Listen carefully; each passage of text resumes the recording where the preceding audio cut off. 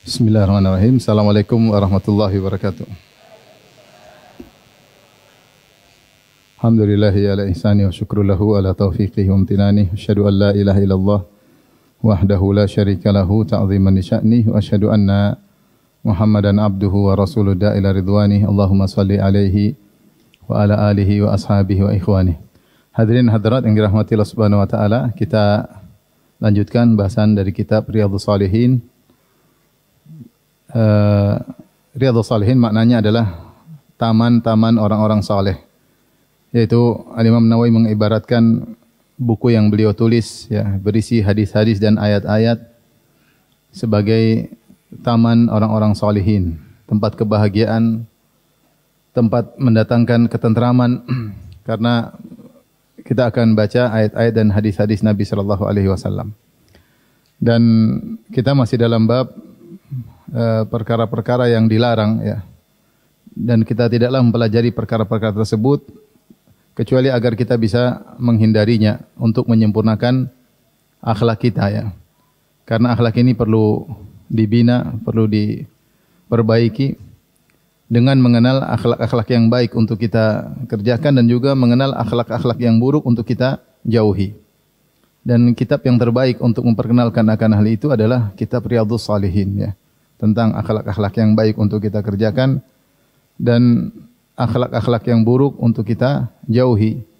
Dan Rasulullah SAW sudah mengatakan, aqrabukum minni majlisan yaumal qiyamah ahasinukum akhlaqa. Orang yang paling dekat denganku pada hari kiamat, itu yang paling tinggi surganya, adalah yang paling baik akhlaknya di antara kalian. Rasulullah SAW juga bersabda, akmalul mu'minina imanan ahsanuhum khuluqa. Orang beriman yang paling sempurna imannya adalah yang paling baik akhlaknya. Rasulullah SAW juga bersabda, ma min syai'in athqalu fi mizanil mu'min yaumal qiyamah min husnil khuluq. Tidak ada amalan yang paling berat ditimbang pada hari kiamat seperti akhlak mulia. Seperti akhlak mulia. Rasulullah SAW juga bersabda, innar rajula la yudriku darajat as-sawamil qawwam bi husni khuluqihi. Sungguhnya seorang dengan akhlak yang mulia, dia bisa mencapai derajat orang yang senantiasa puasa sunnah dan selalu salat malam. Mungkin dia tidak puasa sunnah, mungkin dia tidak salat malam, tapi akhlaknya mulia. Maka ketika kita belajar kitab Riyadhus Shalihin, kita niatkan untuk ibadah, untuk bisa berakhlak mulia. Ini selalu kita hadirkan dalam diri kita ketika kita belajar. Kita belajar bukan cuma untuk wawasan, seperti sudah tahu, sekedar pengetahuan, tambahan wawasan, tidak. Karena di antara keberkahan menuntut ilmu adalah kita belajar dengan berniat untuk mengamalkannya ya. Sedikit demi sedikit, mungkin dia tidak bisa mengamalkan secara sekaligus, tapi kita berusaha mengamalkan sedikit demi sedikit. Dan inilah kitab yang paling baik sekarang yang ditulis tentang penjelasan akhlak-akhlak yang baik untuk kita kerjakan dan akhlak-akhlak yang buruk untuk kita jauhi. Sebagaimana kita perlu mengenal akhlak yang baik, kita juga perlu mengenal akhlak yang buruk. Sebagaimana perkataan seorang penyair, araftu syarra la li syarri walakin litawaqqihi man lam ya'rifi syarra minal khairi yaqa' fihi. Aku mengenal keburukan bukan untuk melakukannya, tapi aku mengenal keburukan untuk menjauhinya. Siapa yang hanya mengenal kebaikan, tidak mengenal keburukan, maka dia akan terjatuh dalam keburukan tersebut.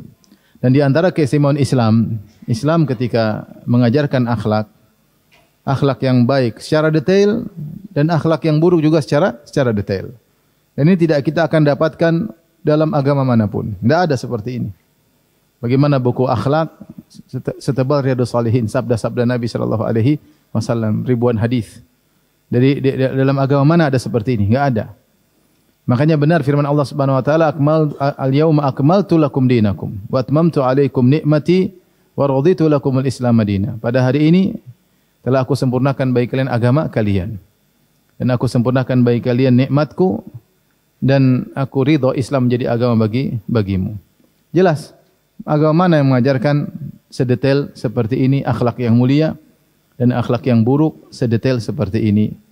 Adab begitu detailnya, adab terhadap orang tua, terhadap istri, terhadap anak, terhadap keluarga, terhadap tetangga, terhadap kawan, terhadap teman, adab bergaul, ya. Adab makan, adab buat hajat, semua jelas. Semua jelas. Semakin kita yakin bahwasanya agama kita adalah agama yang sempurna. Taib, kita masuk pada bab berikutnya, babun nahyi an tanajisnaini duna tsalithi bi ghairi iznihi illa li hajatin wa huwa an yatahaddatsa sirran bihaitsu la yasma'uhuma la yasma'uhuma fi ma'nahu ma idza tahaddatsa bilisanin la yafhamuhu ya. Bab larangan untuk bisik-bisik di antara dua orang yang tiga tidak diajak. Jadi kalau tiga orang lagi bareng, dua orang ngobrol bisik-bisik, tanaji itu maksudnya bisik-bisik. Kemudian yang orang ketiga tidak diajak ngobrol, ini tidak boleh. Kecuali karena ada keperluan, yaitu mereka berdua berbicara bisik-bisik, ya. Yang di mana dua orang ketiga tidak mendengar mereka berdua berbicara. Itu dia sembunyi sehingga yang orang ketiga tidak menyaksikan mereka sedang apa? Bisik-bisik. Wa fi ma'nahu, dan di antara makna yang sama, ma idza tahaddatsa bilisanin la yafhamuhu. Jika dua orang ini berbicara dengan bahasa yang tidak dipahami oleh orang ketiga. Jadi makna bab ini itu Imam Nawawi ingin mengatakan, kalau ada tiga orang ini ada bergaul, kemudian dua orang yang bisik-bisik, maka hukumnya haram, tidak boleh. Kecuali dia minta izin. Saya mau ngomong berdua, mohon maaf ya. Boleh enggak? Kalau dia bilang boleh, maka silakan. Ngobrol berdua, yang orang ketiga tidak diajak. Ya. Yang diperbolehkan juga, ya, dua orang berbicara, yang ketiga tidak lihat, ya mungkin pembicaraan, sehingga yang ketiga tidak melihat mereka berdua berbicara bisik-bisik, ya, atau tidak mendengar sama sekali, ya. Ya, sehingga kesedihan tidak menimpa orang yang ketiga. Atau maknanya di antara larangan juga, kalau ada tiga orang, kemudian yang dua ngomong dengan bahasa yang tidak dipahami oleh orang yang ketiga, ini juga dilarang. Kemudian Al-Imam Nawawi rahimahullah membawakan firman Allah, qala Allah Ta'ala innaman najwa minasyaitan liyahzunal ladzina amanu. Dalam surat Al-Mujadalah ayat 10, sungguhnya najwa, bisik-bisik itu dari syaitan. Liyahzunal ladzina amanu, untuk menjadikan orang-orang beriman bersedih. Dahulu orang-orang munafik ingin buat jengkel orang-orang beriman. Jadi kadang-kadang mereka ngomong bisik-bisik di hadapan orang beriman, sehingga membuat jengkel melihat mereka, apa yang sedang mereka bicarakan, sehingga menyedihkan orang beriman. Dan di antara tujuan syaitan adalah membuat sedih orang-orang yang beriman. Ya, setan ingin orang beriman menjadi sedih, ya. Apalagi kalau sedihnya sudah berlebihan sehingga tidak bisa beraktivitas dengan aktivitas yang benar, sehingga banyak kemaslahatan yang bisa terlalaikan, atau menjadikan mereka akhirnya jengkel, akhirnya terjadi adu domba di antara kaum mukminin. Ini kerjaan syaitan. Kerjaan apa? Syaitan. Kemudian Imam Nawawi rahimahullah membawakan hadis yang pertama, wa an Ibnu Umar radhiyallahu anhuma anna Rasulullah sallallahu alaihi wasallam dari Ibnu Umar radhiyallahu anhuma bahwasanya Rasulullah sallallahu bersabda, "Idza kanu thalathatan fala yatanaja ithnani duna tsalithi." Kalau mereka tiga orang, maka janganlah dua orang berbisik-bisik, yang ketiga tidak diajak. Muttafaqun alaih, hadis riwayat Bukhari dan Muslim. Rawahu Abu Dawud wa zada, dan hadis ini diriwayatkan oleh Imam Abu Dawud. Kalau tadi Bukhari dan Muslim, dalam riwayat yang lain dalam Sunan Abu Dawud ada tambahan, qala Abu Saleh, sang perawi berkata, qultu li Ibnu Umar, aku berkata kepada Ibnu Umar, fa arba'atun qala la yadhurru. Kalau empat orang gimana?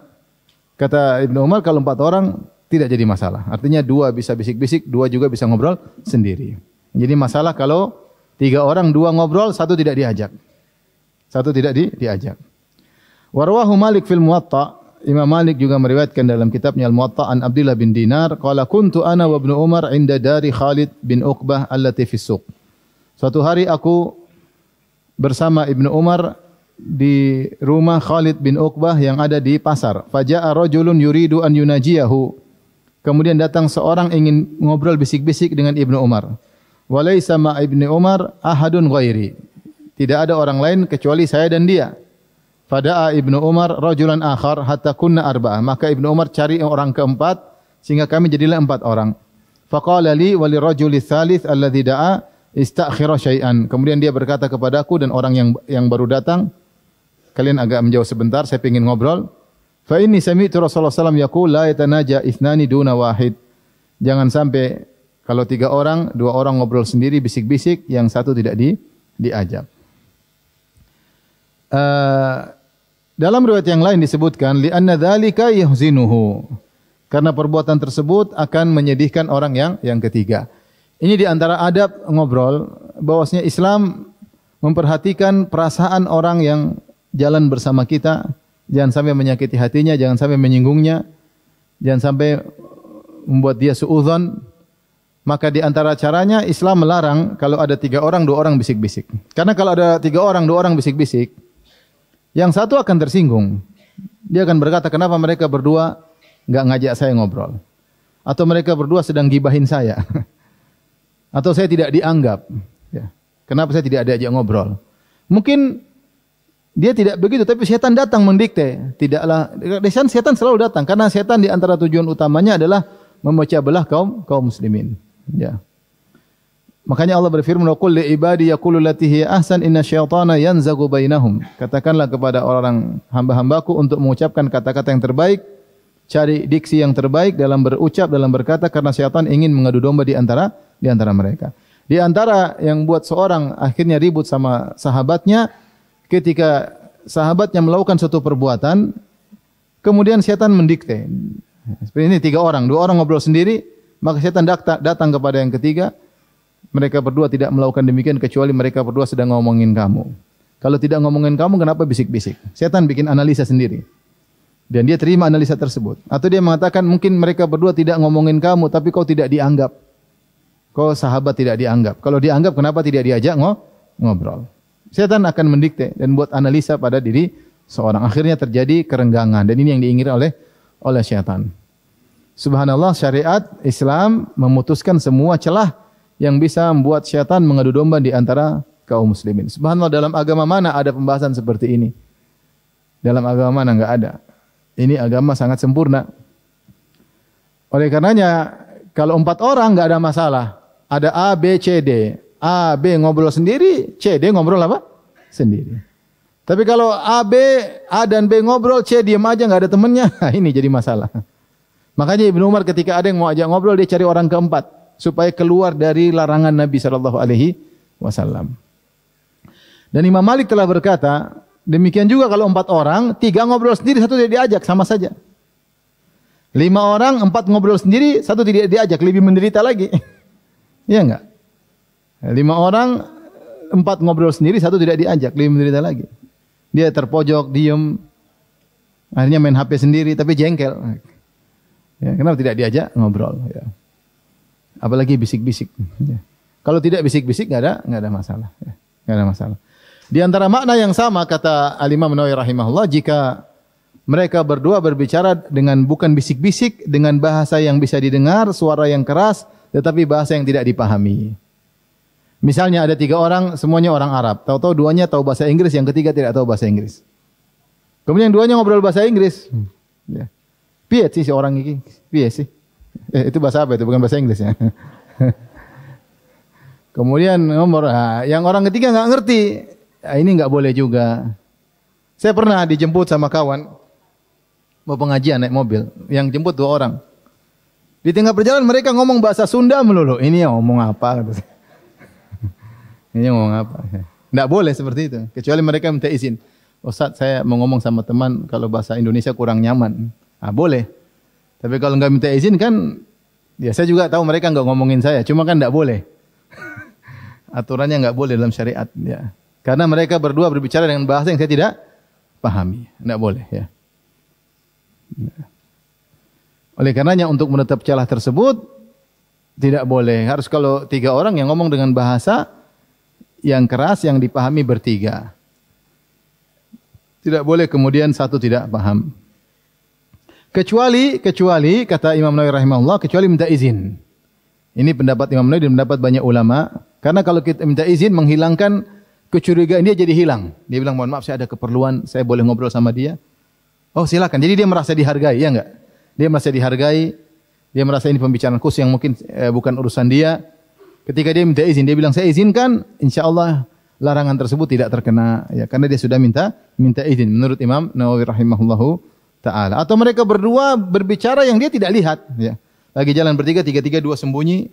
tidak ketahuan, ini kan tidak menimbulkan kesedihan bagi dia. Atau dua orang itu kemudian WA-WA-an tanpa dia ketahui. Intinya jangan sampai buat dia apa? Sedih dan curiga dan suudzon, ya, karena setan datang mendikte kepada dia. Tidaklah mereka berdua begini-begini kecuali karena kau tidak dianggap atau karena mereka berdua sedang membicarakan engkau, dan macam-macam analisa-analisa yang disampaikan oleh iblis, karena iblis ingin mengadu domba di antara kaum muslimin.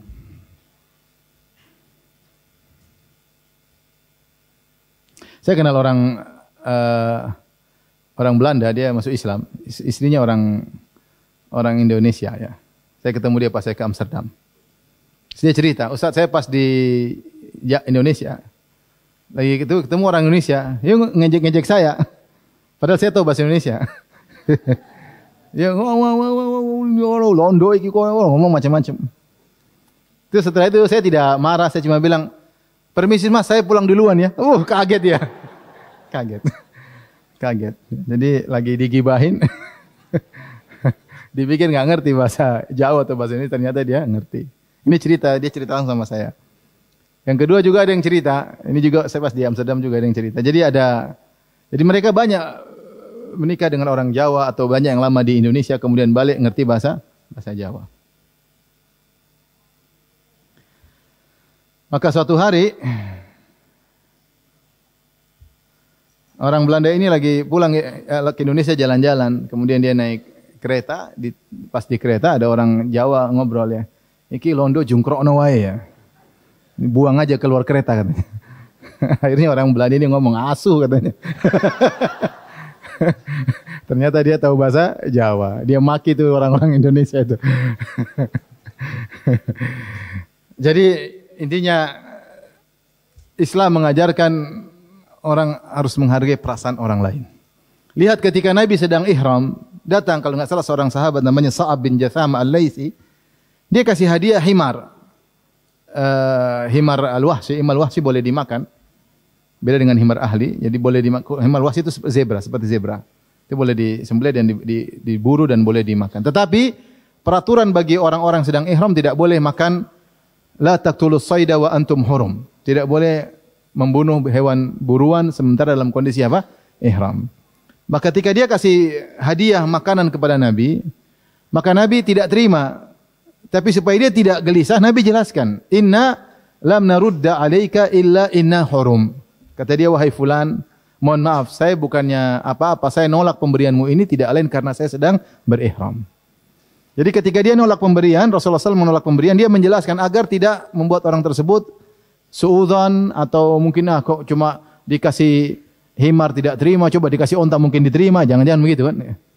Sehingga perlu dijelaskan sehingga menenangkan hatinya. Ini perlu kita jangan biarkan syaitan mendikte kepada saudara kita untuk bersuudzon kepada kita. Saya sering sampaikan di antara sunnah adalah menghilangkan suudzon. Seperti ketika Nabi SAW sedang iktikaf kemudian didatangi oleh Sofiyah radhiyallahu anha, maka Nabi ngobrol sama Sofiyah di malam hari. Kemudian Rasulullah SAW keluar dari masjid ngantar Sofiyah. Ketika Rasulullah SAW jalan sama Sofiyah istrinya radhiyallahu anha, tiba-tiba dua orang sahabat jalan cepat. Jalan cepat tidak biasa. Maka Rasulullah mengatakan, "Ala rislikuma innaha Sofiyah." Tenang, kenapa cepat-cepat? Ini bukan siapa-siapa, ini Sofiyah.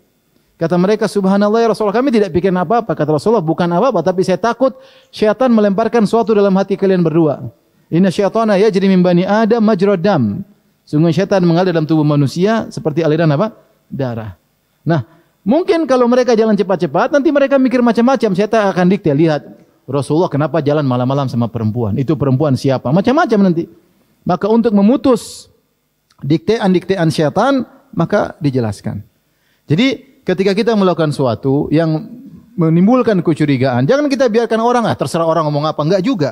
Di antara sunnah adalah kita jelaskan agar orang tidak berburuk sangka kepada kita. Agar orang tidak berburuk sangka kepada kita ya. Nanti disangka macam-macam ya. Sehingga akhirnya timbul buruk sangka. Nah, kalau kita bisa jelaskan, kita jelaskan. Maka tadi Rasulullah SAW menjaga perasaan orang yang kasih hadiah tadi. Rasulullah tidak terima SAW. Jangan sampai dia menyangka tidak. Maka Rasulullah jelaskan, "Inna lam narudda alaika illa inna hurum." Tidaklah kami menolak hadiahmu berupa hewan buruan tidak lain kecuali karena kami memang dilarang, kami sedang ihram. Kalau orang ihram tidak boleh makan hewan buruan darat kecuali hewan ikan buruan laut, boleh. Baik. Kita lanjutkan.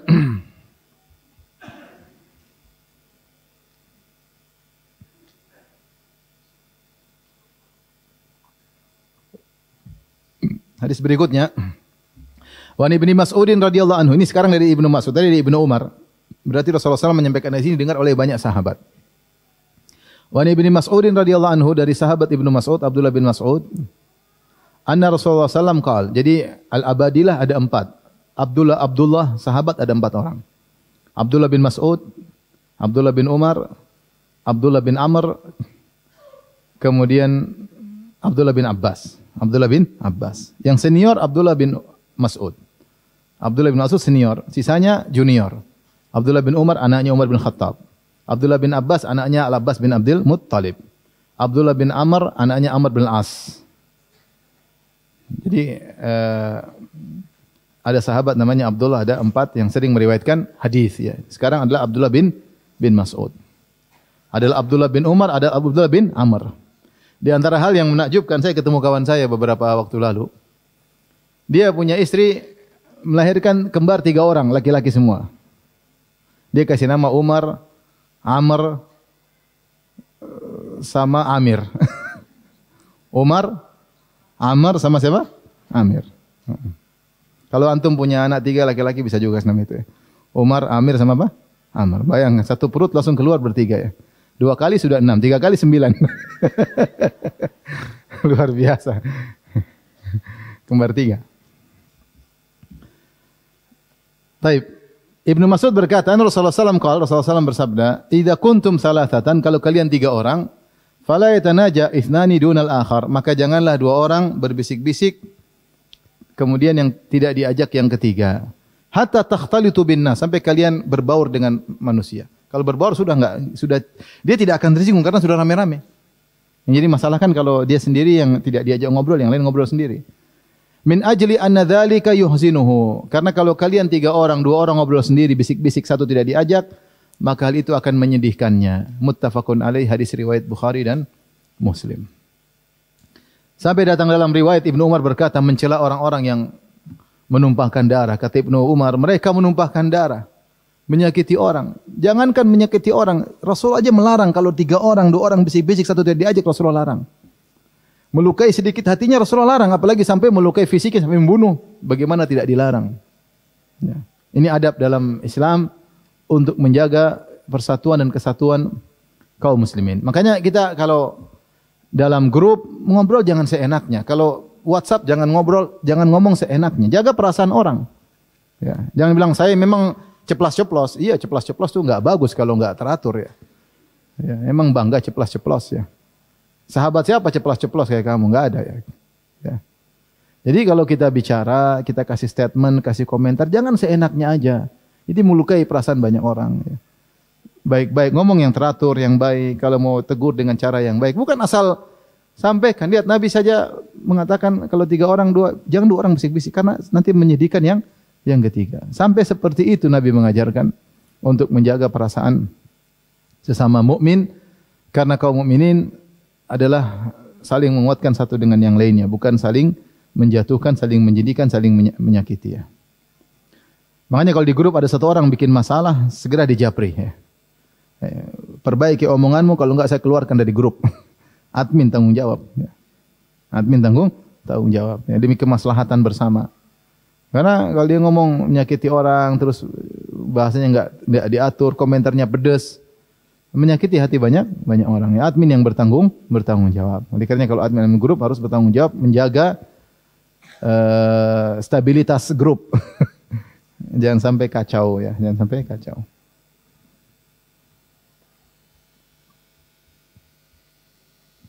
Tapi kita lanjutkan. Babun nahyi an ta'dzibil 'abdi wad dabbati wal mar'ati wal waladi bi ghairi sababin syar'iyyin aw za'idin ala qadril adab. Kata Imam Nawawi rahimahullahu taala, bab larangan untuk menyiksa budak atau hewan atau menyiksa istri atau menyiksa anak tanpa sebab syar'i atau memberi adab berlebihan daripada kadar yang seharusnya. Mukul boleh, mukul anak ada aturannya boleh, mukul istri juga boleh, tapi ini berlebihan tidak boleh. Jadi kata beliau bab an-nahyi an ta'dzibil abdi, ya, larangan untuk menyiksa seorang budak, ya. Sekarang budak enggak ada tapi dulu ada, ya. Wa dabbah, larangan menyiksa hewan. Wal mar'ah, larangan menyiksa istri. Wal walad, larangan untuk menyiksa anak tanpa ada sebab syar'i. Au zaidin ala qadril adab, atau memukul lebih daripada kadar yang seharusnya. Kemudian Al-Imam Nawawi rahimahullah membawakan firman Allah Subhanahu wa taala, qala Allah taala wa bil walidaini ihsana, dan hendaknya kalian berbakti sebakti-baktinya kepada kedua orang tua, wa bidzil qurba, dan hendaknya berbuat baik kepada karib kerabat, wal yatama, dan berbuat baik kepada anak-anak yatim, wal masakin, dan orang-orang miskin, wal jari dzil qurba, dan tetangga dekat, wal jaril junubin, tetangga jauh, atau tetangga yang punya hubungan kekerabatan dengan tetangga yang tidak punya hubungan kekerabatan. Wa sahibi bil jambi, ada yang mengatakan sahibi bil jambi maksudnya istri, teman dekat, ya. Ada yang artikan kawan dekat, ada yang mengatakan istri. Berbuat baiklah kepada mereka. Wa ibnis sabil, dan orang yang musafir yang kehabisan bekal. Wa ma malakat aymanukum, dan juga berbuat baiklah kepada budak-budak kalian. Innallaha la yuhibbu man kana mukhtalan fakhura. Sungguhnya Allah tidak suka dengan orang yang angkuh dan sombong. Ayat ini dalam surat An-Nisa ayat 36. Imam Nawawi mengingatkan bahwasanya Allah memerintahkan kita untuk berbuat baik kepada kedua orang tua, kepada karib kerabat, kemudian juga kepada tetangga, di antaranya kepada orang-orang yang lemah. Berbuat baik, mereka orang lemah ini lebih utama untuk kita baikin, bukan untuk kita zalimi. Seperti anak yatim. Anak yatim mungkin enggak ada yang bela, justru orang seperti harus kita baikin, ya.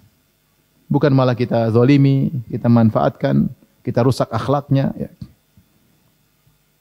Waliyadzubillah, seperti kita dengar baru kejadian ada yang predator mensodomi, apa? Anak yatim, adzubillah, ya. Sudah ngambil duitnya, buka sumbangan buat anak yatim, dia makan, kemudian dia rusak lagi akhlak anak yatim tersebut.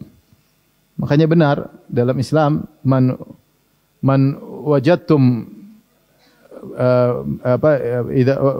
idza wajadtum man fa'ala qauma lutin, ya, faqtuluhu, atau kama qala Nabi sallallahu alaihi wasallam, ya. Siapa yang kalian dapati melakukan perbuatan kaum Lut, faqtulul fa'il maf'ul bih, maka bunuhlah yang mensodomi dan yang disodomi jika ridha, ya. Ya. Oleh karenanya dalam Islam pelaku sodomi harus dibunuh. Kenapa? Ini bikin penyakit menular, merusak akhlak. Tadinya laki-laki gagah perkasa atau lemah gemulai, berubah. Ngeri. Terlalu banyak cerita, ya, terlalu banyak cerita. Lagi jadi korban anak yatim yang harusnya kita sayangi, harusnya kita lembuti, malah sudah dimanfaatkan uangnya, dirusak akhlaknya, diambil hartanya. Wal masakin, dan hendaknya berbuat baik kepada orang-orang miskin. Di antara doa Nabi, wa hubbal masakin, ya Allah, aku mohon kepada Engkau cinta kepada orang-orang miskin. Peka sama orang miskin, kasihan lihat orang miskin. Jangan orang miskin depan kita hati tidak ada terbetik sedikit pun sama sekali. Ya, tidak ada rahmat dalam hati kita. Harusnya ada rahmat. Ya, orang miskin. Wal jari dzil qurba, tetangga yang punya hubungan kekerabatan, wal jaril junubi, dan tetangga yang tidak punya hubungan kekerabatan, wa sahibi bil jambi. Ada yang mengatakan teman dekat maksudnya istri yang sudah banyak berjasa buat kita, harusnya berbuat baik kepadanya. Wa ibnis sabil, dan juga musafir yang kehabisan bekal. Perhatian, berbuat baiklah kepada dia. Kemudian Allah tutup dengan wa ma malakat aymanukum, dan budak-budak kalian. Kemudian Allah ingatkan, innallaha la yuhibbu man kana mukhtalan fakhur. Allah benci dengan orang yang angkuh dan sombong. Tidaklah ada orang berbuat zalim kepada orang-orang lemah kecuali dia ada kesombongan dalam hatinya. Kenapa dia bisa zalim, ngomong seenaknya sama orang miskin, melakukan menganiaya anak yatim, ya. Kemudian dia menganiaya KDRT sama istrinya, karena dia sombong.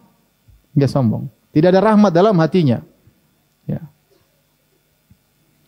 Makanya ketika Rasulullah SAW mau meninggal dunia, di antara wasiat Nabi SAW, as-salata wa ma malakat aymanukum. Kata Rasulullah SAW, perhatikan salat, dan perhatikanlah budak-budak kalian. Budak-budak kalian. Ini di antara ucapan terakhir Nabi sallallahu alaihi wasallam sebelum meninggal. Yaitu perhatikanlah orang-orang lemah, dan orang paling lemah dalam status adalah budak. Lebih parah daripada orang miskin. Orang miskin merdeka. Budak itu di bawah orang miskin karena dia tidak memiliki dirinya sendiri. Dia dimiliki oleh majikannya, diperjualbelikan. Maka orang semakin lemah hendaknya semakin diperhatikan. Semakin diperhatikan. Dan semakin lemah diperhatikan, semakin banyak pahala kita dapatkan. Makanya Allah mengatakan falaqatahamal aqabah wa ma adraka mal aqabah fakku raqabah au it'amun fi yaumin dhi masghabah yatiman dha maqrabah au miskinan dha matrabah. Kenapa seorang tidak melampaui menyelamatkan diri di neraka? Dengan apa? Fakku raqabah, memerdekakan budak. Au it'amun fi yaumin dhi masghabah, atau memberi makanan di musim kelaparan, di musim kelaparan. Kita memberi makan kepada orang-orang di hari biasa dapat pahala, apalagi di musim apa? Kelaparan, karena mereka lagi membutuhkan. Au yatiman dza maqrabah, anak yatim kita dapat pahala, apalagi anak yatim tersebut punya hubungan kekerabatan. Au miskinan dza matrabah, membantu orang miskin dapat pahala, apalagi orang miskin yang sangat miskin yang dia tidak punya apa-apa kecuali cuma tanah. Allah mengatakan au miskinan dza matrabah, atau orang miskin sang pemilik tanah, dia tidak punya apa-apa kecuali apa? Tanah. Ini dalil bahwasanya orang semakin membutuhkan, semakin lemah, semakin butuhkan bantuan, maka semakin kita rahmat dan kasih sayang, dan semakin beri uzur, ya, dan semakin bantunya, maka pahala semakin apa? Besar. Pahala semakin besar. Di antaranya adalah budak-budak. Adapun kalau orang sombong, dia cuek, ya, sama orang miskin dia sombong, dia bentak, dia orang anak yatim tidak ada kasih sayang, ya, sombong. Baik, maka ini perintah dari Allah. Seorang melakukannya karena Allah Subhanahu wa taala, berbuat baik sama fakir miskin, pada anak yatim, ya, karena Allah Subhanahu wa taala, ya. Saya baru dikabarin sama keluarga, ada orang yang yatim, kemudian dia belajar agama, kemudian jadi ustadz, sekarang dia buka pesantren anak yatim, khusus anak yatim. Karena dia merasakan pernah pilunya jadi seorang apa? Yatim. Anak yatim itu kasihan, ya. Dan banyak anak yatim kenyataannya agak nakal dikit, ya, karena tidak ada yang dia takutin. Dia kalau punya bapak, punya ibu, kan ada yang dia tungguin, ada yang dia enggak enakin. Tapi kalau dia enggak punya bapak, cuekin aja, ya. Sehingga terkadang di antara mereka ada yang liar, ya. Maka perlu perhatian dari kita terhadap mereka. Baik, hadis pertama, an Ibnu Umar anna Rasulullah sallallahu alaihi wasallam dari Ibnu Umar radhiyallahu anhuma bahwasanya Rasulullah sallallahu alaihi wasallam bersabda, "Udzibat imra'atun fi hirratin sajanatha." Ada seorang wanita disiksa gara-gara seekor kucing yang dia kekang. Hatta matat, sampai matilah kucing tersebut. Fadakhalat fiha an-nar, maka wanita ini masuk neraka gara-gara kucing tersebut. Lahi at'amatha wa saqatha, tidak dikasih makan kucing tersebut, tidak dikasih minum kucing tersebut. Idh habasatha, ketika dia kekang kucing tersebut. Walahi tarakatha ta'kulu min khashashil ardi, dan tidak juga dilepas kucing tersebut untuk cari makan dari serangga-serangga atau hewan-hewan yang ada di sekitarnya, di atas muka bumi. Ya, dia cuma harusnya dua yang dia lakukan, salah satunya. Kalau dia taruh di kandang, ya dikasih makan, dikasih minum, dirawat. Kalau tidak bisa, lepas. Bukan kewajiban untuk beri rezeki kepada kucing, dia bisa cari makan sendiri. Tapi kalau kau kekang, kau simpan, kamu ketika kasih makan, saya mati, dosa. Dosa, ya. Dan ini sekedar contoh, ya. Dan ini berlaku pada semua hewan. Kalau hewan tidak bisa kita rawat, lepas aja. Tidak usah kita paksa untuk apa? Untuk rawat, ya. Kalau bisa rawat. Kalau enggak, lepasin aja, dia bisa cari makan sendiri, ya. Dia bisa cari makan sendiri, ya. Kadang-kadang anak-anak suka hewan, ya. Anak saya suka hewan. Ya, hewan ini jalan-jalan kemudian dia tangkap bunglon. Pulang-pulang bawa bunglon. Nanti bunglon. Saya aja jijik pegang bunglon Nabi. Kasih makan. Kalau enggak kasih makan, dosa. Iya, Bi, kasih makan. Saya pulang sholat. Saya pulang sama dia, sholat. Bi, kok bunglonnya enggak ada? Abi lepas ya? Enggak, lepas sendiri. Dia udah curiga. Wajar, kecurigaannya wajar, ya. Jadi maksud saya, kadang-kadang kita senangin anak-anak, tapi Kita terus ingatkan, punya tanggung jawab kalau ngurus apa? Hewan ya. Ngurus hewan ya. Kalau enggak seperti kucing, kelinci ya. Kadang-kadang tidak diperhatikan kemudian apa? Mati ya. Taib. Lihatlah wanita ini, dia disiksa dalam neraka jahanam karena dia menjadikan kucing itu terazab. Mungkin dia tidak mengadab kucing tersebut, tapi ketika tidak dikasih makan, tidak dikasih minum, maka kucing itu terazab sampai mati. Ya. Ini kita bicara kucing.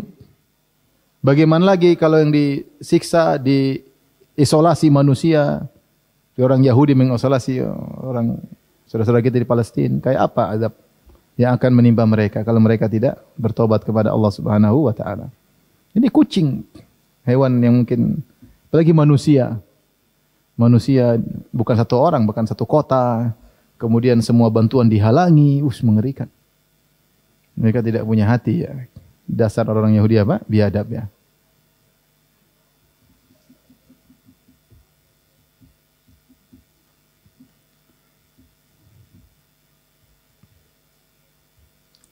Makanya para ulama khilaf tentang hukum seorang pergi ke Masjidil Aqsa sekarang.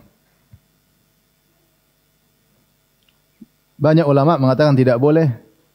Kenapa? Kalau pergi ke Masjidil Aqsa, meskipun niatnya baik untuk sholat di sana, berarti mengakui pemerintahan Israel. Dan memberi masukan duit buat mereka dengan membeli visa, menyewa hotel mereka. Kita nyuarakan tidak boleh boikot, tidak boleh makan ini, tidak boleh beli itu. Sementara kita kasih masukan duit sama mereka. Sehingga banyak ulama yang tidak membolehkan untuk ke Masjidil Aqsa karena hal tersebut mengakui keabsahan pemerintahan apa? Yahudi. Bahwasanya Masjidil Aqsa milik mereka. Makanya kita bayar visa kepada mereka dan sewa hotel mereka dan hanya mengenyangkan mereka dan uangnya entah buat apa. Ya. Pendapat yang lain mengatakan boleh karena niatnya adalah untuk sholat di Masjidil Aqsa. Ya. Tapi kalau antum beli minuman aja nggak mau, bayar visa mau. Ini sebagai renungan aja, maksudnya karena sikap mereka yang sungguh biadab ya. Bagaimana mengisolir kaum muslimin sampai kelaparan, sampai mati, sampai bantuan dihalangi. Waliyadzubillah ya. Taib. Ini hukum orang yang mengisolasi kucing, tidak dikasih makan, tidak dikasih minum sampai akhirnya mati, maka wanita tersebut diazab di neraka jahanam. Karena yang suka melihara kucing laki-laki atau perempuan? Laki atau perempuan? Biasanya perempuan. Sampai sebagian wanita berlebihan tidur sama kucing dan suaminya tidak diajak tidur sama dia. Ada sebagian ibu-ibu seperti itu ya. Sama kucing senang dibuat tidur sama kucing. Suaminya di kamar sebelah. Subhanallah. Jadi semuanya jangan berlebihan juga. Kucing juga kalau berlebihan juga tidak boleh. Semua yang berlebihan tidak baik. Israf berlebih-lebihan. Ya, ngurus kucing terkadang biayanya lebih banyak daripada ngurus anak sendiri. Ya ini berlebihan. Ya. Kucing jangan dimanja-manjain ya. Ya biasa aja. Ya. Biasa aja.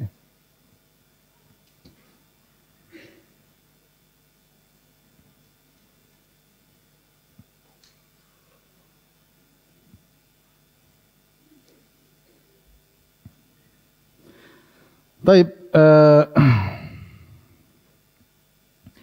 dan Rasulullah SAW dalam banyak hadis mengingatkan orang yang menzalimi hewan. Dalam satu hadis dari Sahal bin Hanzaliyah, beliau berkata, "Marra Rasulullah SAW bi ba'irin qad lahiqa dhahruhu bi batnihi." Rasulullah melewati seekor onta yang pundaknya sudah menempel ke perutnya, maksudnya sangat kurus, sangat apa? Kurus. Faqala taqullaha fi hadhil bahaimi al-mu'jamah. Kata Nabi, bertakwalah kalian kepada Allah terkait dengan hewan-hewan yang tidak bisa berbicara ini. Farkabuha salihatan. Kalau kalian ingin tunggangi dengan baik, yaitu kuatkan dia, kasih makan yang baik sehingga kalau ditunggangi oke, kasih makan untuk ditunggangi. Wa kuluha salihatan. Kalau ingin makan juga kasih dia gemuk baru sembelih. Jadi manfaatkan sesuai dengan yang seharusnya. Kalau mau dimakan ya digemukin kemudian disembelih. Kalau mau ditunggangi juga jangan dikurusin ya. Biar dia kuat untuk membawa barang-barang ya. Jadi Rasulullah SAW menyuruh untuk bertakwa kepada Allah Subhanahu wa taala dalam ngurus hewan-hewan. Kemudian di dalam hadis Abdullah bin Ja'far radhiyallahu taala anhuma, yaitu Abdullah bin Ja'far bin Abi Thalib. Ardafani Rasulullah sallam khalfahu dzata yaum. Satu hari Rasulullah sallam memboncengku di belakang Nabi, fa asarra ilayya haditsan la uhadditsu bi ahadan minan nas. Kemudian Rasulullah sallam membisikkan kepada suatu hadis yang aku tidak akan menyampaikan kepada orang lain, yaitu rahasia. Wa kana ahabbu mastatara bihi Rasulullah sallallahu alaihi wasallam li hajati hadafan au haisha nakhlin.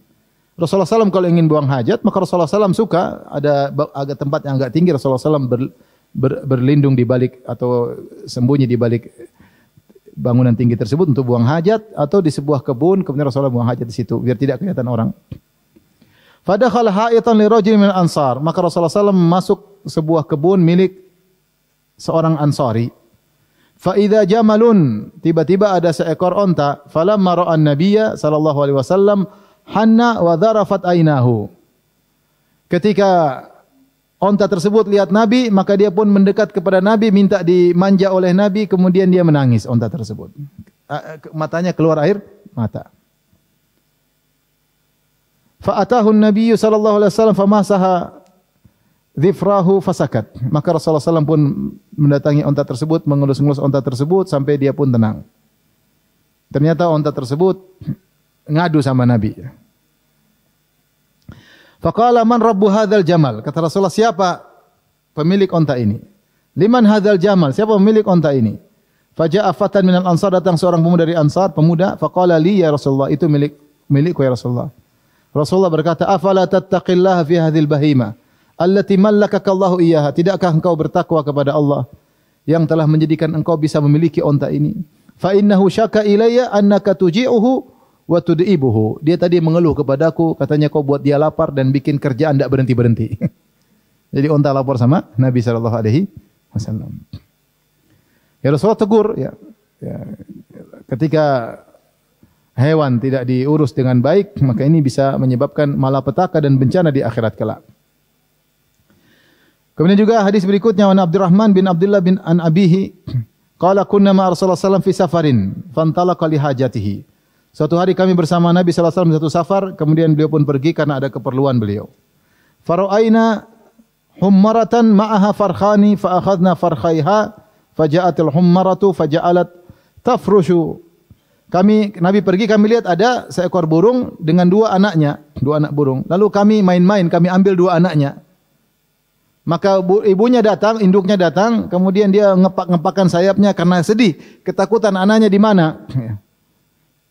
Maka Rasulullah SAW pun datang, Rasulullah tegur, man fajja'a hadhihi biwaladiha? Siapa yang bikin induk atau burung ini ketakutan, sedih dengan diambil anaknya? Ruddu waladaha ilaiha, kembalikan anaknya kepada burung tersebut ya. Maka seorang jangan menyiksa, meskipun hewan tidak boleh menyiksa hewan ya. Bahkan berbuat baik kepada hewan dapat pahala. Berbuat baik kepada hewan dapat pahala. Sebagaimana kita sudah dengar sering hadis ya. Wa fi kulli kabidin ratbah ajrun. Setiap hewan yaitu yang memiliki kabid yaitu hati yang basah, maksudnya hidup. Kalau kita kasih hewan hidup, kita kasih makan, kita dapat apa? Pahala. Bukankah ada seorang wanita masuk surga gara-gara memberi minum kepada seekor anjing yang kehausan? Jadi sempurnanya Islam, bahkan berbuat zalim kepada hewan pun tidak boleh. Dan sebaliknya berbuat baik kepada hewan maka merupakan sumber pahala. Taib. Hadis berikutnya, wa annahu marra bi fityanin min Quraisyin qad nasabu tayran. Rasulullah SAW melewati sekelompok pemuda dari Quraisy. Qad nasabu tayran wa hum yarmunahu. Mereka taruh seekor burung untuk dilemparin. Jadi sebagai target untuk dilempar. Main-main.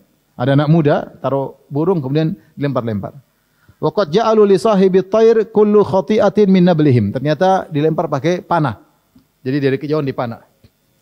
Mereka bilang sama pemilik burung, burungmu taruh situ, kita panah. Setiap anak panah yang keliru, anak panahnya buat kamu. Ya, kita main-main. Pokoknya kalau salah panah ya anak panah ambil buat kamu. Falamma ra'au Ibnu Umar tafarraqu. Ketika Ibnu Umar lewat, mereka kabur semua. Ini seperti Ibnu Umar sudah tua dan Rasulullah SAW sudah meninggal dunia. Dia punya haibah karismatik. Dan mereka tahu ini perbuatan haram. Makanya kalau ada ustadz lewat, mereka kabur. Ceritanya. Ustadz Ibnu Umar lewat. Gampangannya ya, kalau zaman itu ya. Mereka tahu ini salah dan ada seorang ulama dari sahabat Ibnu Umar lewat, maka mereka pun kabur. Faqala Ibnu Umar berkata, "Man fa'ala hadza?" Siapa yang melakukan ini? La'anallahu man fa'ala hadza. Allah melaknat orang yang melakukan ini. Inna Rasulullah SAW la'ana man ittakhadha syai'an fihi ruhu gharadan. Sungguhnya Rasulullah melaknat orang yang mengambil sesuatu yang ada ruhnya sebagai target untuk mainan. Ya, entah kucing, entah burung, entah apa, kemudian jadi jadi target untuk mainan. Ya. Maka ini adalah hukum yang haram karena menyiksa hewan. Kalau seorang nembak hewan untuk dimakan tidak ada masalah. Seorang berburu hewan untuk disembelih, untuk dimakan, bismillah kemudian mati untuk jadi makan tidak ada masalah. Tapi untuk sekedar main-main, diketapel kemudian jatuh, lepas diterbang lagi, diketapel lagi, namanya main-main, namanya menyiksa. Maka ini terlaknat orang yang melakukan demikian. Terlaknat.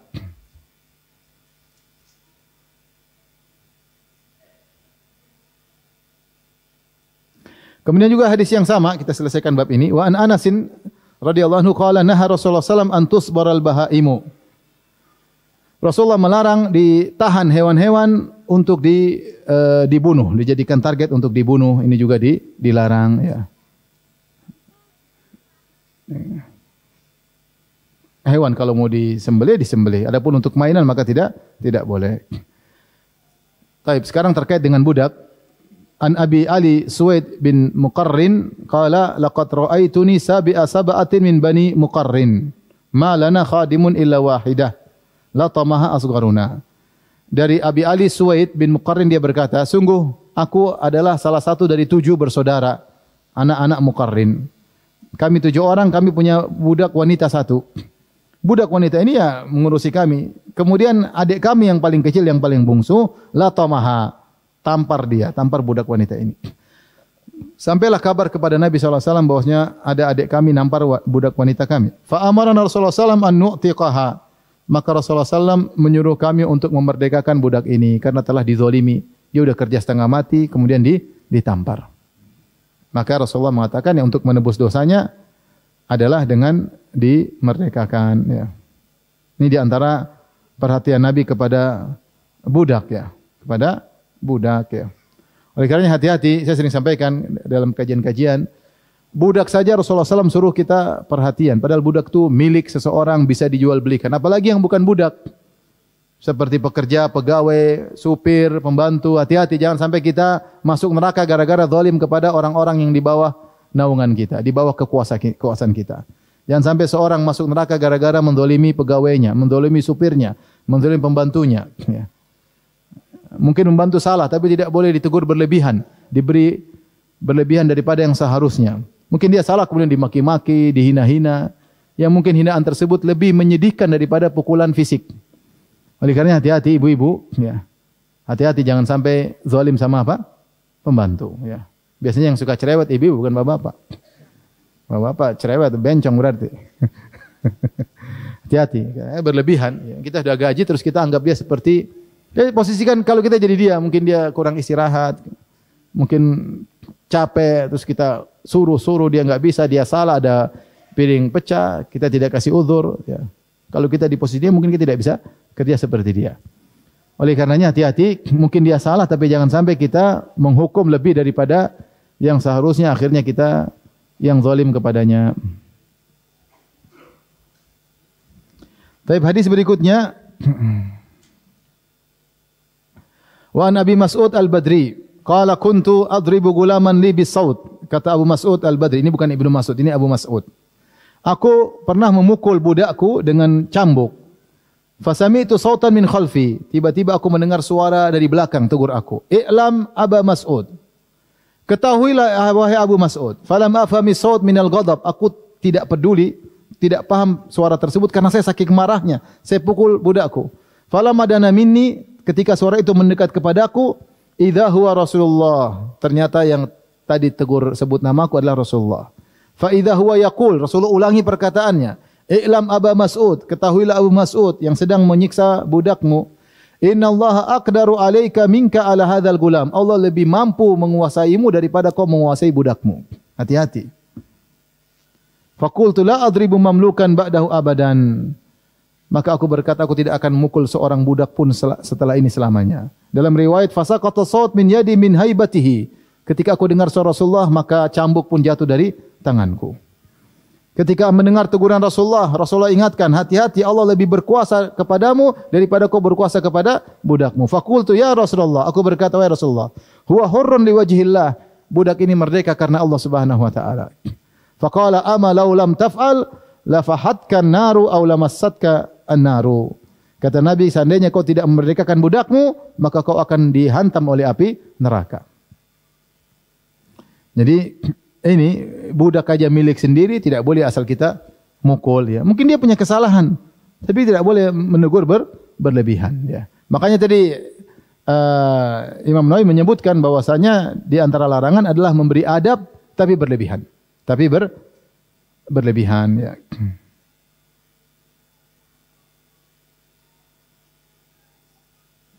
Hadis berikutnya masih tentang budak. Wa Ibnu Umar anna Nabi sallallahu alaihi wasallam qaal man daraba gulaman lahu haddan lam ya'tihi aw latamahu fa inna kafaratu an yu'tiqahu. Siapa yang mukul seorang budak milik dia karena dituduh melakukan satu perbuatan padahal dia tidak melakukan, dituduh melakukan pelanggaran padahal dia tidak melakukan, atau dia tampar, maka kafarahnya, penebusnya adalah dimerdekakan. Hadis riwayat Muslim. Ini maknanya sama seperti sebelumnya ya. Zaman sekarang mungkin budak tidak, tapi ini memberi peringatan kepada kita, budak saja kalau kita berlebihan harus dimerdekakan. Apalagi yang bukan budak. Kemudian juga dalam hadis wa in Hisham bin Hakim bin Hizam, dari Hisham bin Hakim bin Hizam radhiyallahu anhuma, annahu marra bisyam ala unasin minal anbab. Bahwasanya dia pergi ke negeri Syam dan melewati sekelompok orang dari Anbat, yaitu fallahun, yaitu petani dari Ajam, itu bukan Arab, tapi mereka adalah kafir zimmi, dikuasai oleh kaum muslimin. Waqad uqimu fi syams, mereka dihukum, dijemur di bawah matahari. Wa subba ala ru'usihim zait, kemudian kepala mereka dituangkan minyak di atas kepala mereka. Jadi semakin panas, taruh minyak, dijemur di bawah matahari. Faqala ma hadza, maka sahabat ini menegur, apa ini? Qila yu'adzabuna fil kharaj, mereka diazab gara-gara tidak bayar upeti, gara-gara tidak bayar kewajiban mereka jizyah. Wa fi riwayatin hubisu fil jizyah, mereka tidak bayar kewajiban mereka sebagai kafir zimmi, yaitu kewajiban yang harus dibayarkan tidak dibayar, maka disiksa dengan demikian.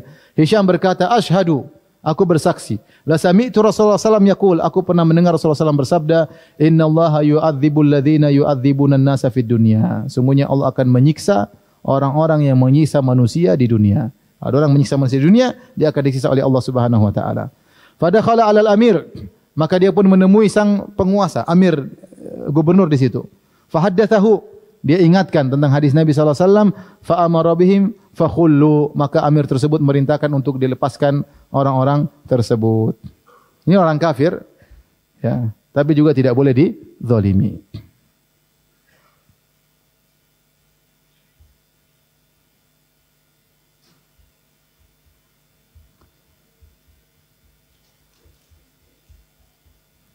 Sudah habis waktu.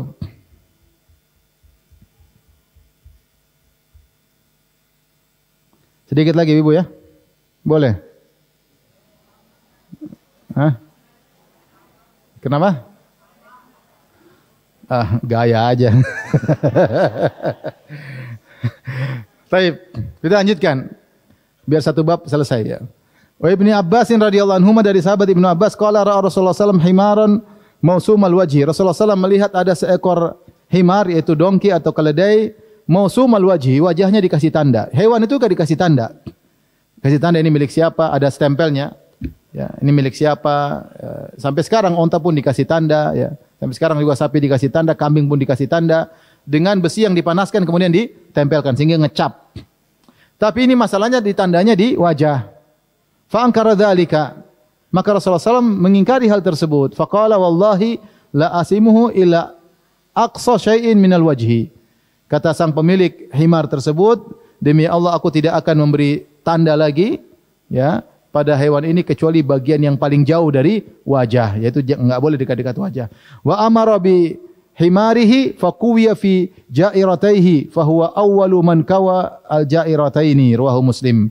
Maka dia panggil, dia suruh datangkan himarnya, kemudian dia kasih itu macam besi dipanaskan, tapi bukan di wajahnya lagi kasih tandanya, yaitu di bagian ujung bokong himar tersebut, yaitu di dekat dubur, jadi taruh di pantat ya.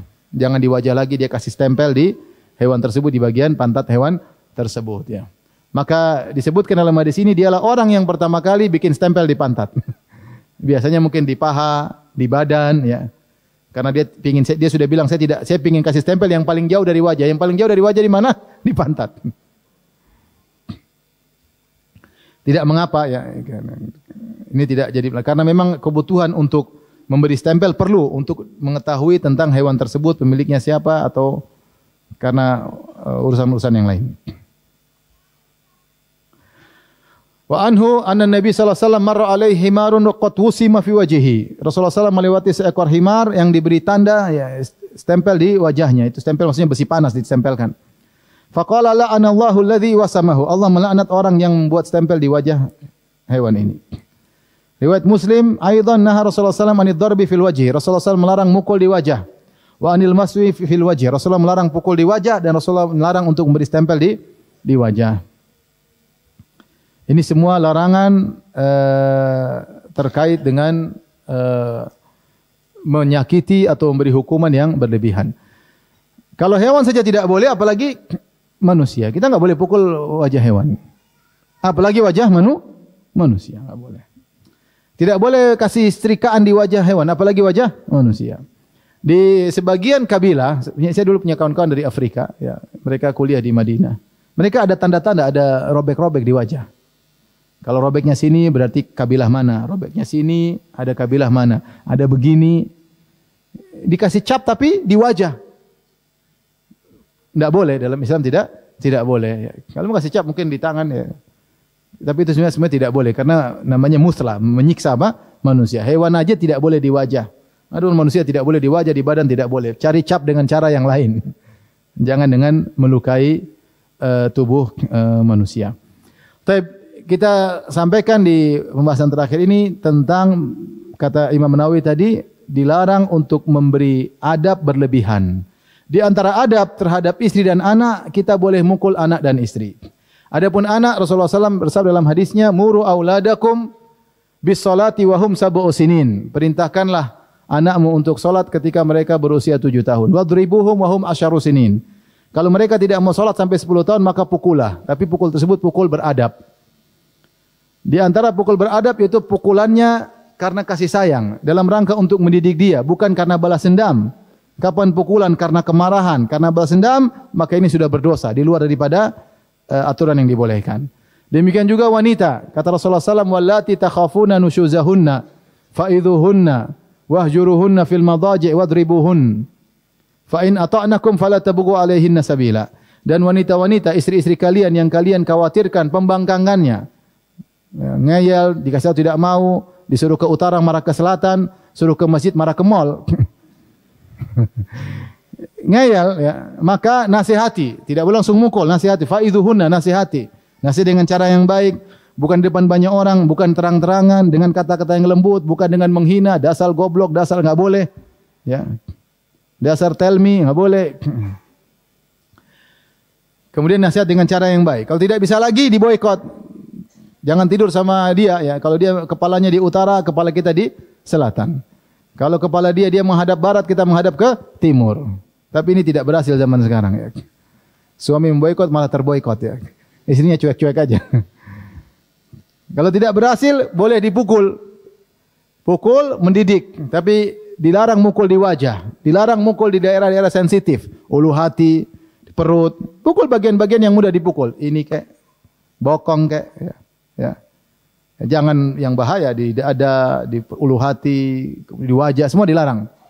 Itu pun pukulannya kata Nabi SAW, darban ghairu mubarrih. Pukulan yang tidak boleh memberi bekas. Karena pukulan tersebut bukan pukulan balas dendam. Tapi pukulan mendidik. Pukulan mendidik.